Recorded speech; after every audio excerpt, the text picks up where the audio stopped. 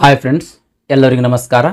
ಬಸವಣ್ಣನವರ ಎರಡು ವಚನಗಳ ಆಮೇಲೆ ಆ ವಚನಗಳ ಭಾವಾರ್ಥವನ್ನು ಈ ವಿಡಿಯೋದೊಳಗೆ ಎಕ್ಸ್ಪ್ಲೇನ್ ಮಾಡಿದ್ದೀನಿ ಸ್ನೇಹಿತರೆ. ಹಾಗಾಗಿ ವಿಡಿಯೋ ಕೊನೆ ತನಕ ನೋಡ್ರಿ.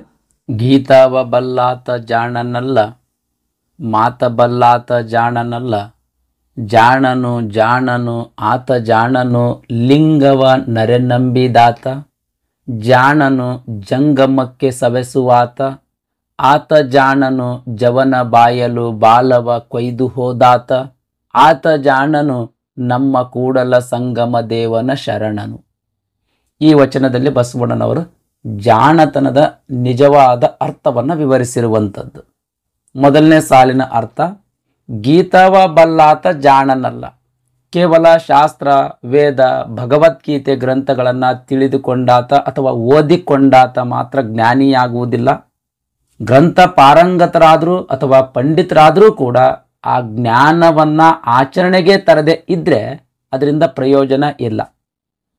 ಉದಾಹರಣೆಗೆ ಕೇವಲ ಧಾರ್ಮಿಕ ಗ್ರಂಥಗಳನ್ನು ಓದುತ್ತಾ ಆದರೆ ತಾನು ನೀತಿಯಂತೆ ನಡೆದುಕೊಳ್ಳದೆ ಅಧರ್ಮದಲ್ಲಿ ತೊಡಗಿದರೆ ಅವನ ಪಾಂಡಿತ್ಯ ವ್ಯರ್ಥ ಸ್ನೇಹಿತರೆ. ಅದಕ್ಕಾಗಿ ಬಸವಣ್ಣನವರು ಹೇಳಿರುವಂಥದ್ದು, ಕೇವಲ ಗೀತ ಬಲ್ಲಾತ ಜಾಣನಲ್ಲ.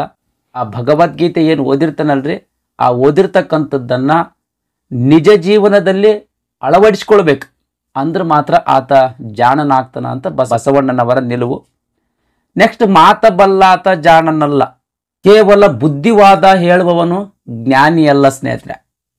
ಭಾಷೆ ತಿಳಿದಿರುವುದಾಗಿರಬಹುದು, ಚರ್ಚೆ ನಡೆಸ್ಲಕ್ಕ ಬರುವುದಾಗಿರಬಹುದು, ವಾದ ಪ್ರತಿವಾದದಲ್ಲಿ ಪಂಡಿತನಾಗಿರಬಹುದು, ಆದರೂ ಕೂಡ ಅವನು ನಿಜವಾದ ಜ್ಞಾನಿಯಲ್ಲ ಸ್ನೇಹಿತರೆ.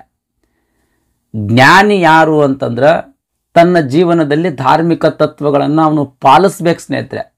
ಅಂಥವನು ನಿಜವಾದ ಜ್ಞಾನಿ ಅಂತ ಬಸವಣ್ಣನವರು ಈ ಸಾಲಿನಲ್ಲಿ ಹೇಳಿರುವಂಥದ್ದು.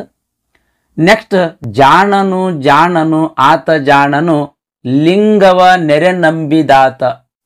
ನಿಜವಾದ ಜ್ಞಾನಿ ಯಾರು ಅಂತಂದ್ರ ಲಿಂಗವ ನೆರೆ ನಂಬಿದಾತ ಅಂದ್ರೆ ಶಿವಲಿಂಗದ ತತ್ವವನ್ನ ನಿಷ್ಠೆಯಿಂದ ನಂಬಿ ಅದನ್ನು ಜೀವನದಲ್ಲಿ ಅನುಸರಿಸುವವನು ನಿಜವಾದ ಜ್ಞಾನಿ ಅಂತ ಈ ಸಾಲಿನ ಅರ್ಥ ಸ್ನೇಹಿತರೆ.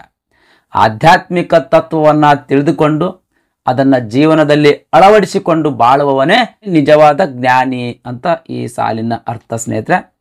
ನೆಕ್ಸ್ಟ್, ಜಾಣನು ಜಂಗಮಕ್ಕೆ ಸವೆಸುವಾತ. ನಿಜವಾದ ಜ್ಞಾನಿ ಅಂತಂದ್ರೆ ಅವ ಪರೋಪಕಾರಿ ಇರ್ತಾನ, ಆತ ಜಂಗಮರ ಸೇವೆ ಮಾಡುವವನು. ಜಂಗಮ ಅಂತಂದ್ರ ಯೋಗ್ಯತೆ ಪಡೆದ ಸಮಾಜಮುಖಿಯಾಗಿ ಧರ್ಮಾಚರಣೆಯಲ್ಲಿ ತೊಡಗಿರುವಂಥ ವ್ಯಕ್ತಿಗೆ ನಾವು ಜಂಗಮ ಅಂತ ಕರಿತೀವಿ.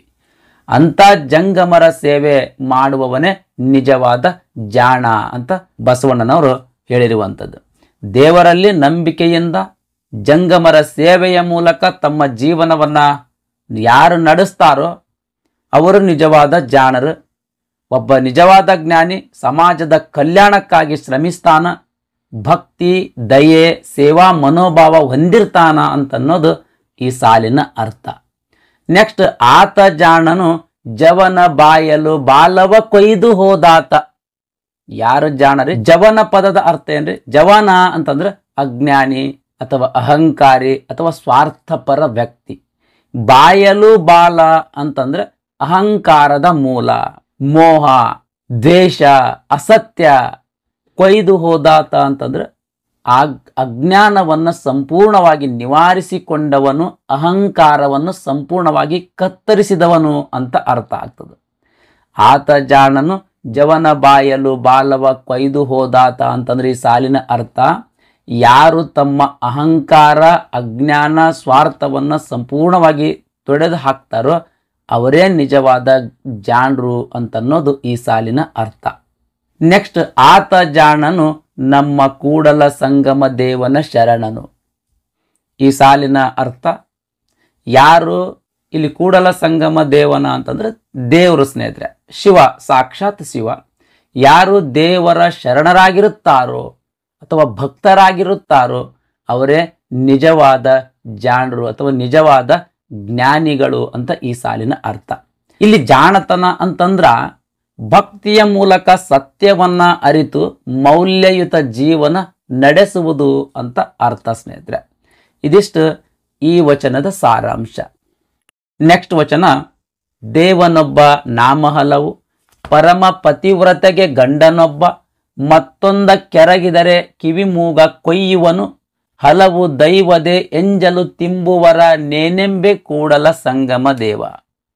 ಈ ವಚನದ ಸಾರಾಂಶ, ಮೊದಲನೇ ಸಾಲು, ದೇವನೊಬ್ಬ ನಾಮ ಹಲವು. ದೇವರು ಒಬ್ಬನೇ ಸ್ನೇಹಿತರೆ, ಆದ್ರೆ ಜನರು ಅವನಿಗೆ ವಿವಿಧ ಹೆಸರುಗಳಿಂದ ಕರೀತಾರ.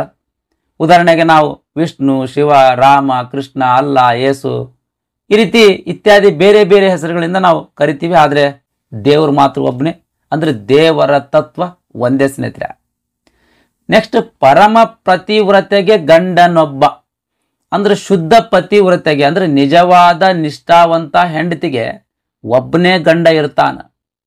ಅವಳು ಬೇರೆ ಯಾರನ್ನೂ ಗಂಡನಂತೆ ಕಾಣುವುದಿಲ್ಲ. ನಿಷ್ಠಾವಂತ ಹೆಂಡತಿಗೆ ಗಂಡನೊಬ್ಬನೇ ಇರುವುದು ಹೇಗೆ ಸತ್ಯವೋ ಹಾಗೆಯೇ ದೇವರು ಒಬ್ಬನೇ ಅದಾನ ಅಂತ ಅನ್ನೋದು ಈ ಸಾಲಿನ ಅರ್ಥ. ನೆಕ್ಸ್ಟ್, ಮತ್ತೊಂದ ಕೆರಗಿದರೆ ಕಿವಿಮೂಗ ಕೊಯ್ಯುವನು. ಅಂದ್ರ ಆ ಪರಮ ಪತಿವ್ರತೆ ಏನ್ ಅದಾಳಲ್ರಿ, ಆಕಿ ಇನ್ನೊಬ್ಬನ ಕಡೆಗೆ ಆಸಕ್ತಿ ತೋರಿಸಿದರೆ ಅವಳ ಗಂಡ ಕೋಪಗೊಂಡು ಕಿವಿ ಮೂಗನ್ನ ಕತ್ತರಿಸ್ತಾನ. ಅವನಿಗೆ ಅದು ಒಪ್ಪಿಗೆ ಆಗಂಗಿಲ್ಲ, ಗಂಡನಿಗೆ ಅದು ಒಪ್ಪಿಗೆ ಆಗಂಗಿಲ್ಲ. ತನ್ನ ಹೆಂಡತಿ ಇನ್ನೊಬ್ಬನನ್ನ ನೋಡುವುದಾಗ್ಲಿ, ಇನ್ನೊಬ್ಬನನ್ನ ಮೋಹಿಸುವುದು ಅವನಿಗೆ ಒಪ್ಪಿಗೆಯಾಗುವುದಿಲ್ಲ. ಸಮಾಜವೂ ಕೂಡ ಅದು ತಪ್ಪು ಅಂತ ಆಕೆಯನ್ನ ಕಠಿಣವಾಗಿ ಶಿಕ್ಷಿಸ್ತದ ಅಂತ ಅನ್ನೋದು ಈ ಸಾಲಿನ ಅರ್ಥ. ನೆಕ್ಸ್ಟ್, ಹಲವು ದೈವದೆ ಎಂಜಲ ತಿಂಬುವರ ನೇನೆಂಬೆ ಕೂಡಲ ಸಂಗಮ ದೇವ. ಬಸವಣ್ಣನವರು ತನ್ನ ಆರಾಧ್ಯ ದೈವ ಕೂಡಲ ಸಂಗಮ ದೇವರನ್ನ ಉದ್ದೇಶಿಸಿ ಈ ಪ್ರಶ್ನೆಯನ್ನ ಕೇಳ್ತಾರ. ಒಬ್ಬನೇ ದೇವರನ್ನ ನಂಬದೆ ಅನೇಕ ದೇವರುಗಳ ಪೂಜೆ ಮಾಡುವುದು ಬೇರೆಯವರ ಉಳಿದ ಆಹಾರವನ್ನ ತಿನ್ನುವಂತೆ ಆಗ್ತದ, ಇದು ಸರಿ ಏನಂತ ಕೇಳ್ತಾರ. ಹಲವು ದೈವದೆ ಎಂಜಲು ತಿಂಬುವರ ನೇನೆಂಬೆ ಅಂದ್ರೆ ಹಲವು ದೇವರುಗಳನ್ನ ಪೂಜೆ ಮಾಡುವುದು ನಾವು ಎಂಜಲು ತಿಂದಂಗ, ಇದು ಸರಿ ಏನು ಅಂತ ಬಸವಣ್ಣನವರು ತಮ್ಮ ಆರಾಧ್ಯ ದೈವ ಕೂಡಲ ಸಂಗಮ ದೇವರನ್ನ ಪ್ರಶ್ನೆ ಕೇಳ್ತಾರ. ಇಲ್ಲಿ ಬಸವಣ್ಣನವರು ಏನು ಹೇಳಲಾಕ ಹೊರಟಿದ್ದಾರಂತಂದ್ರ, ನಿಜವಾದ ಭಕ್ತನಾದವನು ಒಂದೇ ದೇವರ ಶರಣಾಗತನಾಗಬೇಕು. ಹಲವಾರು ದೇವತೆಗಳ ಆರಾಧನೆ ಮಾಡುವುದು ಭಕ್ತಿಯಲ್ಲಿ ಶುದ್ಧತೆ ಇಲ್ಲದಂತೆ ಮಾಡ್ತದ ಅಂತ ಹೇಳಿರುವಂಥದ್ದು ಸ್ನೇಹಿತರೆ. ಇದಿಷ್ಟು ಈ ವಚನದ ಸಾರಾಂಶ.